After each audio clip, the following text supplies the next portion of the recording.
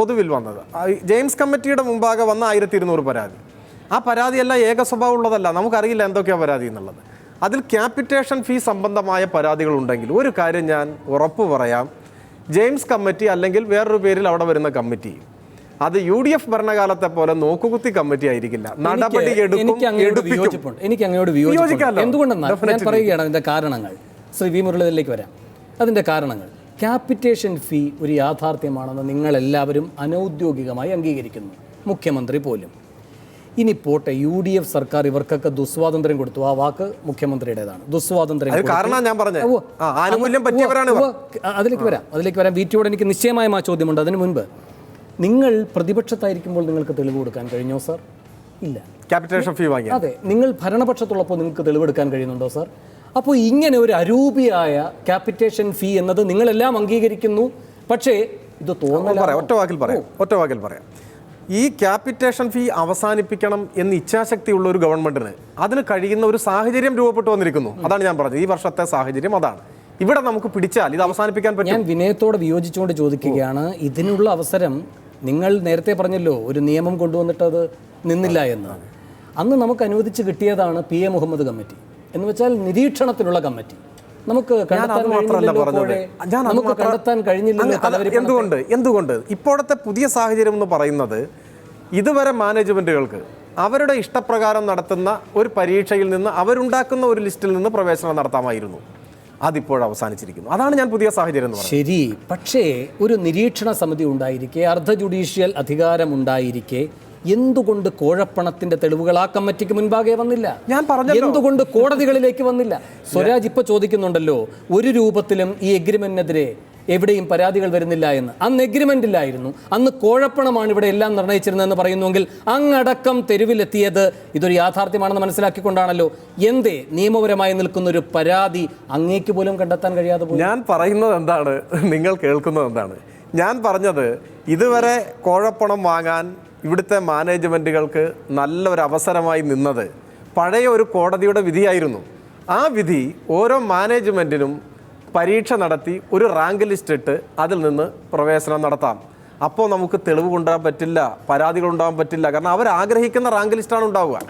ഇപ്പോൾ അത് അവസാനിച്ചിരിക്കുന്നു. ഞാൻ അങ്ങയോട് അങ്ങനെയെങ്കിൽ ഒരു കാര്യം കൂടെ പറയാം. അങ്ങ് പറഞ്ഞത് എനിക്ക് മനസ്സിലായോ എന്ന് അതിനുശേഷം അങ്ങേക്ക് വ്യക്തമാവുകയും ചെയ്യും. അങ്ങ് പറഞ്ഞല്ലോ ജെയിംസ് കമ്മിറ്റി നോക്കുകുത്തിയാണെന്ന്. നോക്കുകുത്തി ആവില്ല എന്നാ പറഞ്ഞത്. അല്ല, ആയിരുന്നു എന്ന്. കഴിഞ്ഞ സർക്കാരിന്റെ ഞങ്ങളുടെ കാലത്താവില്ല. ഞാൻ പറയാം, കഴിഞ്ഞ ഗവൺമെന്റിന്റെ കാലത്ത് ഇന്റർ ചർച്ച് കൗൺസിലും സർക്കാരുമായി ഒരു പ്രത്യേക കരാറിൽ ഏർപ്പെട്ടു. അതിനോട് എതിർപ്പ് പ്രകടിപ്പിച്ചുകൊണ്ട് MES അടക്കമുള്ള 6ഓളം മുസ്ലിം മാനേജ്മെൻറ്റുകൾ ഈ കരാറിൽ നിന്ന് പിൻവാങ്ങി സ്വന്തം നിലയിൽ പരീക്ഷ തന്നെ നടത്തുകയുണ്ടായി. അങ്ങേക്ക് ഓർമ്മയുണ്ടാകും. അന്ന് ആ പരീക്ഷ റദ്ദാക്കിയത് ആരാണ്? ജെയിംസ് കമ്മിറ്റിയാണ്. എൻ്റെ അറിവിൽ അങ്ങയുടെ സർക്കാർ 2006-11 ഭരിക്കുമ്പോൾ പോലും PA മുഹമ്മദ് കമ്മിറ്റിക്ക് പോലും അന്ന് ഇങ്ങനൊരു കാര്യം ചെയ്യാൻ സാഹചര്യമായിരുന്നില്ലല്ലോ. അല്ല, സാഹചര്യത്തിന്റെ ആനുകൂല്യം മാത്രം എപ്പോഴും ഉയർത്തിക്കാട്ടുക. അങ്ങനെയല്ല, നമുക്ക് ചെയ്യാൻ കഴിയാത്ത ഘട്ടം വരുമ്പോൾ സാഹചര്യം അങ്ങനെ ആയിരുന്നില്ല. നിങ്ങൾ പറയുന്നത് ഒരു വിഭാഗം കരാറിൽ നിന്നും മാറിയപ്പോഴാണ് ഈ നടപടിയിലേക്ക് വന്നത്. അല്ല, കരാറിൽ നിന്ന് മാറിയതുകൊണ്ടല്ല, അവർ പരീക്ഷ നടത്തിയപ്പോഴാണ്. മുഹമ്മദ് കമ്മിറ്റിക്ക് ചെയ്യാൻ കഴിയാതെ സാഹചര്യമല്ലല്ലോ ഉള്ളത്. അങ്ങനെയാണോ? അന്നും പ്രത്യേകമായ പരീക്ഷ നടന്നു. അങ്ങനെയല്ല, സ്വരാജ് അടക്കമുള്ളവർ അന്ന് പ്രത്യേക പരീക്ഷയ്ക്കെതിരെ പ്രകടനം നടത്തുകയുണ്ടായി. മുഹമ്മദ് കമ്മിറ്റിക്കൊന്നും ചെയ്യാൻ കഴിഞ്ഞില്ല, ജെയിംസ് കമ്മിറ്റിക്ക് കഴിഞ്ഞു. മുഹമ്മദ് കമ്മിറ്റി അഭിമുഖീകരിച്ച അതേ സാഹചര്യങ്ങളെയാണ് ജെയിംസ് കമ്മിറ്റി അഭിമുഖീകരിച്ചതെങ്കിൽ ഈ താരതമ്യം പ്രസക്തമാണ്. അങ്ങനെയെങ്കിൽ പിന്നെ കാലം മുന്നോട്ട് പോകുന്നില്ല എന്നോട് പറയേണ്ടി വരും. അല്ല, സാഹചര്യങ്ങൾ കാലം ആണല്ലോ. അല്ല, ഞാൻ പറയുന്നത് മുഹമ്മദ് കമ്മിറ്റിക്ക് നിങ്ങൾ തന്നെ സമരം നടത്തിയ തെറ്റായൊരു പ്രവേശന പരീക്ഷയ്ക്ക് മേൽ ഒന്നും ചെയ്യാൻ കഴിഞ്ഞിട്ടില്ല എന്ന അനുഭവം നമ്മുടെ മുന്നിലുണ്ട്. നിങ്ങൾ ഭരിക്കുമ്പോൾ നിങ്ങൾ വെച്ചിരുന്ന കമ്മിറ്റിക്ക് ഒന്നും ചെയ്യാൻ കഴിഞ്ഞില്ല. കഴിഞ്ഞ UDF സർക്കാർ കാലത്ത് കഴിഞ്ഞു. അല്ലല്ല, അവിടെ വെച്ച് അവസാനിപ്പിക്കരുത്. മുഹമ്മദ് കമ്മിറ്റിയുടെ അധികാര പരിധിയെ ലംഘിക്കുന്ന വിധത്തിൽ അന്ന് എന്തെങ്കിലും ജുഡീഷ്യൽ ഇടപെടലുകൾ ഉണ്ടായിരുന്നില്ല സാർ. അന്ന് നമ്മുടെ സ്വാശ്രയത്തിൽ, MA ബേബിയുടെ സ്വാശ്രയത്തിൽ ആകെ നിലനിന്നത് ഈ നിരീക്ഷണ കമ്മിറ്റി മാത്രമാണ്, അതിന്റെ തുടർച്ച മാത്രമാണ്. അങ്ങ് പറഞ്ഞല്ലോ, ഇന്ന് ജെയിംസ് നാളെ മറ്റൊരാൾ, അന്ന് മുഹമ്മദ് ഇന്ന് ജെയിംസ്, അത്രയേ ഉള്ളൂ വ്യത്യാസം. സാഹചര്യം സമാനമല്ല. വേണു പ്രത്യേക താല്പര്യത്തോടുകൂടി വാദിക്കുന്നുണ്ടെങ്കിൽ അങ്ങയുടെ വാദഗതികൾക്ക് എത്രമാത്രം ബലമുണ്ട് എന്ന് അങ്ങ് തന്നെ പരിശോധിക്കാൻ. രണ്ടുപേരിലേക്കും വരാം, എനിക്ക് മറ്റതിഥികളിലേക്ക് കൂടി പോകണം. ശ്രീ വി മുരളീധരൻ, നിശ്ചയമായി ഞാൻ വരാം. ശ്രീ വി മുരളീധരൻ, ഇവിടെ ഒരു അനുകൂല സാഹചര്യത്തിൻ്റെ ഏറ്റവും വലിയ സാധ്യതയാണ് LDF ഗവൺമെൻറ് ഈ കരാറിലൂടെ ഉറപ്പുവരുത്തിയിരിക്കുന്നതെന്നാണ് അവരുടെ അവകാശവാദം. ഇത്തരമൊരു അനുകൂല സാഹചര്യം കോടതിയിൽ നിന്ന് വരാനൊക്കെ നിർണായകമായ ഇടപെടൽ കേന്ദ്ര സർക്കാരിൻ്റെ ഭാഗത്തു നിന്ന് ഉണ്ടായിട്ടുണ്ടെന്നാണ് ഞാൻ മനസ്സിലാക്കുന്നത്. അങ്ങനെയെങ്കിൽ ഒരു സർക്കാരിന് ഇത്രയും അനുകൂലമായ നിലപാട് എല്ലാ സംസ്ഥാനങ്ങൾക്കും ബാധകമാകുന്ന രൂപത്തിൽ ഉണ്ടാക്കാൻ കഴിഞ്ഞു എന്നല്ലേ അതിനർത്ഥം? സംസ്ഥാന സർക്കാരും ചെയ്യേണ്ടിയിരുന്ന കാര്യങ്ങൾ അങ്ങനെയെങ്കിൽ ചെയ്യുകയുണ്ടായോ?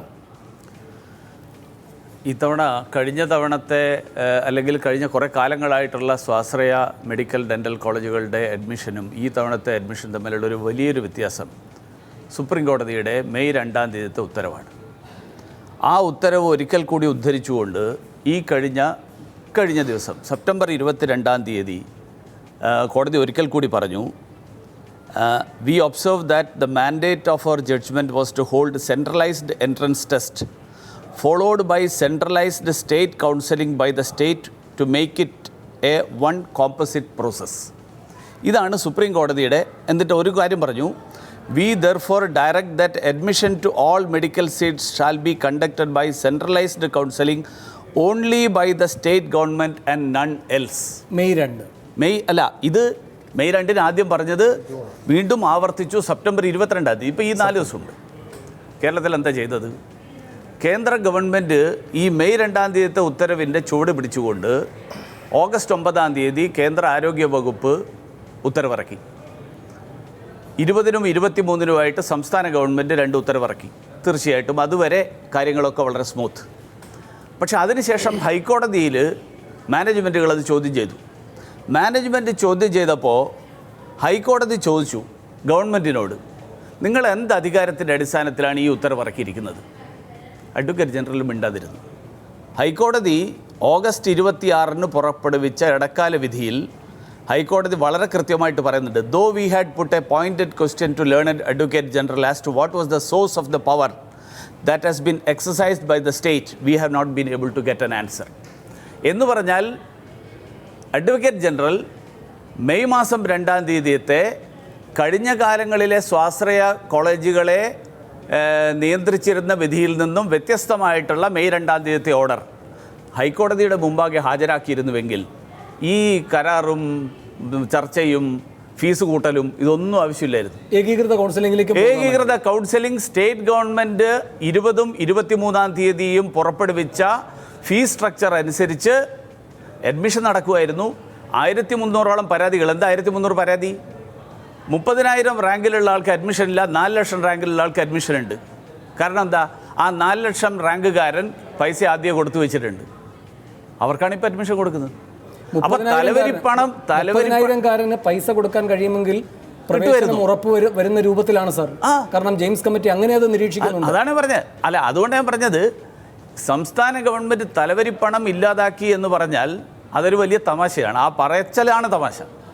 വാസ്തവത്തിൽ തലവരിപ്പണത്തെ സാധൂകരിക്കുന്ന, തലവരിപ്പണത്തിന് സാഹചര്യമൊരുക്കുന്ന ഒരു നിലപാട് ഇപ്പോൾ സംസ്ഥാന ഗവൺമെൻറ് പറയുന്നത് സുപ്രീം കോടതി വിധി ഞങ്ങൾ പറയുന്നതിന് അനുകൂലമാണ്. അങ്ങനെയാണെങ്കിൽ ഹൈക്കോടതി ഇത് റദ്ദ് ചെയ്യുന്ന സാഹചര്യം ഉണ്ടാക്കിയത് എന്തിന്? അപ്പോൾ മാനേജ്മെൻറ്റുകളുമായിട്ട് കൂട്ടുചേർന്നുകൊണ്ട് സുപ്രീം കോടതിയുടെ ഉത്തരവിനെ അട്ടിമറിക്കുകയാണ് സംസ്ഥാന ഗവൺമെൻറ് ചെയ്തിട്ടുള്ളത്. അതിലേക്ക് സ്വരാജ് മറുപടി പറയട്ടെ. അദ്ദേഹത്തിൻ്റെ ഊഴം വരുമ്പോൾ ശ്രീ സണ്ണിക്കുട്ടി അബ്രഹാം, ഇന്നിപ്പോൾ മുഖ്യമന്ത്രി മാധ്യമങ്ങളെ കണ്ടപ്പോൾ ഒരു പ്രധാനപ്പെട്ട ആക്ഷേപം ഉന്നയിക്കുകയുണ്ടായി. അസ്വസ്ഥത അത് ബാധകമാകുന്നവരല്ലേ പ്രകടിപ്പിക്കേണ്ടത്? ഇവിടെ തലവരിപ്പണം ഇല്ലാതാക്കുകയുണ്ടായി, കോഴ അവസാനിപ്പിക്കുകയുണ്ടായി. അതിൽ അസ്വസ്ഥരാകേണ്ടത് മാനേജ്മെൻറ്റുകളാണ്, അത് അവരല്ലേ പ്രകടിപ്പിക്കേണ്ടത്. അതിന് പകരം യൂത്ത് കോൺഗ്രസും എന്തിനെ പ്രകടിപ്പിക്കുന്നു എന്നാണ് എനിക്കുള്ളൊരു സംശയം. ഇവിടെ രക്ഷിതാക്കൾ പരാതി പറയുന്നില്ല എന്ന് ആരോഗ്യമന്ത്രി പറയുന്നു, വിദ്യാർത്ഥികൾ പരാതി പറയുന്നില്ല എന്ന് ആരോഗ്യമന്ത്രി പറയുന്നു, മാനേജ്മെൻറ്റും പരാതി പറയുന്നില്ല. പിണറായി വിജയൻ പറയുന്നത് പോലെ മാനേജ്മെൻറ്റുകളെയാണ് ഇത് അസ്വസ്ഥതപ്പെടുത്തേണ്ടതെങ്കിൽ, കാരണം യൂത്ത് കോൺഗ്രസും അല്ലല്ലോ തലവരിപ്പണം പിരിച്ചുകൊണ്ടിരിക്കുന്നത്. ഈ മാനേജ്മെൻറ്റുകളാണ് അസ്വസ്ഥരാവേണ്ടത്. അവരുടെ ഭാഗത്തും കാണുന്നില്ല അസ്വസ്ഥത. അപ്പോൾ ഇവർ ഏത് അസ്വസ്ഥതയാണ് പ്രതിഫലിപ്പിക്കുന്നത്? അത് മാനേജ്മെൻറ്റിന് എന്തുകൊണ്ട് അസ്വസ്ഥത ഇല്ല എന്നുള്ളതാണ് നമ്മൾ അന്വേഷിക്കേണ്ടത്. യൂത്ത് കോൺഗ്രസിൻ്റെ അസ്വസ്ഥത അല്ലെങ്കിൽ കോൺഗ്രസിൻ്റെ അസ്വസ്ഥത അവിടെ നിൽക്കട്ടെ. തലവരിപ്പണം ഒരു അവകാശം പോലെ കേരളത്തിലെ ഈ മെഡിക്കൽ ദന്തൽ കോളേജുകൾ അനുഭവിച്ചുകൊണ്ടിരുന്ന, മാനേജ്മെൻറ്റുകൾ അനുഭവിച്ചുകൊണ്ടിരുന്ന, ഇപ്പോൾ അവർക്ക് അസ്വസ്ഥത ഇല്ലെങ്കിൽ അവർക്ക് തലവരിപ്പണം കിട്ടാനുള്ള വേറെ ഏതെങ്കിലും രീതിയിൽ കിട്ടാനുള്ള, സമാഹരിക്കാനുള്ള, ആളുകളിൽ നിന്ന് കളക്ട് ചെയ്യാനുള്ള ഒരു അതിൻ്റെ ഒരു സൗകര്യം ഇപ്പോഴും അവിടെ തന്നെ ഉണ്ടാകുമെന്ന് ഞാൻ മനസ്സിലാക്കുന്നത്. ഇവിടെ നമ്മൾ ഈ ചർച്ചയുടെ തുടക്കം പോലെ ഞാൻ ശ്രദ്ധിക്കായിരുന്നു. ഇവിടെ ശ്രീ മുരളി പറഞ്ഞൊരു കാര്യമുണ്ട്, കേന്ദ്ര ഗവൺമെൻറ് ഉത്തരവ്. എനിക്ക് ശ്രീ മുരളി അതൊരു ഉത്തരവായിരുന്നില്ല, അതൊരു നിർദ്ദേശമായിരുന്നു. അതൊരു ഒരു സജഷനോ അല്ലെങ്കിൽ അതൊരു അങ്ങനെയല്ല, ഇന്നതൊരു ഉത്തരവിന്റെ പിൻബലമുണ്ട്. സുപ്രീം കോടതി ഇത് പറഞ്ഞു. ഞാൻ ഒന്ന് പറയുകയാണ്. അപ്പോൾ ആ ഒരു നിർദ്ദേശം വരുന്നു. LDF ഗവൺമെൻറ്റിന് തലപരിപ്പണം അല്ലെങ്കിൽ കോഴ ഒഴിവാക്കണം എന്നുള്ള കാര്യത്തിൽ അവരുടെ ഉദ്ദേശശുദ്ധി ഞാൻ അതിനെ ചോദ്യം ചെയ്തില്ല. കാരണം അവർക്ക് അങ്ങനെ ഒരു ആഗ്രഹമോ ഉദ്ദേശമോ ഉണ്ടോ എന്ന് തന്നെയാണ് ഞാൻ മനസ്സിലാക്കുന്നത്. പക്ഷേ ഗവൺമെൻറ് എന്താ പറ്റിയത്? ഈ ഒരു നിർദ്ദേശം കിട്ടിക്കഴിഞ്ഞപ്പോൾ ആ നിർദ്ദേശം അതൊരു ഉത്തരവല്ല. പല കോടതി വിധികൾ നമുക്കറിയാം, ഈ വിഷയവുമായി ബന്ധപ്പെട്ട് പരസ്പര വിരുദ്ധമായെന്ന് തന്നെ പറയാവുന്ന പല കോടതി വിധികളിൽ പല കോടതികളിൽ നിന്നുണ്ടായിട്ടുണ്ട്. ഈ ഒരു സാഹചര്യത്തിൽ ഇവിടുത്തെ സംസ്ഥാന ഗവൺമെൻറ് ചെയ്ത ഒരു കാര്യം, പെട്ടെന്ന് വളരെ ചാടിക്കയറി ഈ കോളേജുകളുടെ മുഴുവൻ അഡ്മിഷൻ്റെയും ഉത്തരവാദിത്തം ഗവൺമെൻറ് ഏറ്റെടുക്കുക ചെയ്തത്. അതേസമയം കുറേ കൂടെ ഗ്രഹപാഠം, ഞാൻ അവരെ കുറ്റപ്പെടുത്തുകയല്ല, അവർക്കൊരു നല്ല ഇൻറ്റൻഷൻ ഉണ്ടെന്ന് ഞാൻ വിശ്വസിക്കുന്നു. കാരണം അവരുടെ തുടർന്നുള്ള പെരുമാറ്റത്തിൽ ഞാനത് കാണുന്നുണ്ട്. പക്ഷേ അന്ന് കുറേ കൂടെ ഗ്രഹപാഠം ചെയ്ത് അല്പം കൂടെ സമയമെടുത്ത് ഈ ഗവൺമെൻറ്, കേന്ദ്ര ഗവൺമെൻറ് ഒരു നിലപാടെടുക്കുക. ഇത് കേന്ദ്രത്തിൻ്റെയും കൂടെ വിഷയമാണല്ലോ. കേന്ദ്ര ഗവൺമെൻറ് ഒരു അനുകൂലമായ നിലപാടെടുക്കുമ്പോൾ അതിനെ പ്രയോജനപ്പെടുത്താവുന്ന രീതിയിൽ ഇത് മുന്നോട്ട് പോയിരുന്നുവെങ്കിൽ ഒരു പക്ഷേ ഇത്തവണത്തെ ഈ അഡ്മിഷൻ തന്നെ വലിയ മാറ്റങ്ങൾ, ഇതിനേക്കാൾ വലിയ മാറ്റങ്ങൾ ഉണ്ടാക്കാമായിരുന്നു. പക്ഷേ ഗവൺമെൻറ് ഭാഗത്തുനിന്ന് ഒരു തിടുക്കമുണ്ടാകുന്നു. ആ ഉത്തരവ് ഹൈക്കോടതി വലിച്ചെറിയുന്നു, സുപ്രീം കോടതിയിലേക്ക് പോകുന്നു. ഈ ഒരു സാഹചര്യം ഉണ്ടാകുന്നു. ഈ ഒരു സാഹചര്യത്തിലാണ് പിണറായി വിജയൻ നേരത്തെ പറഞ്ഞൊരു കാര്യം, പുറംവരവ് നഷ്ടപ്പെടുന്ന ഒരു സാഹചര്യം മാനേജ്മെൻറ്റ്. നമുക്കറിയാം, ഇപ്പോൾ നേരത്തെ സ്വരാജ് ഇവിടെ പറഞ്ഞു 15-25 MLA-മാരുടെ എല്ലാവരുടെയും കൂട്ടത്തിലുള്ള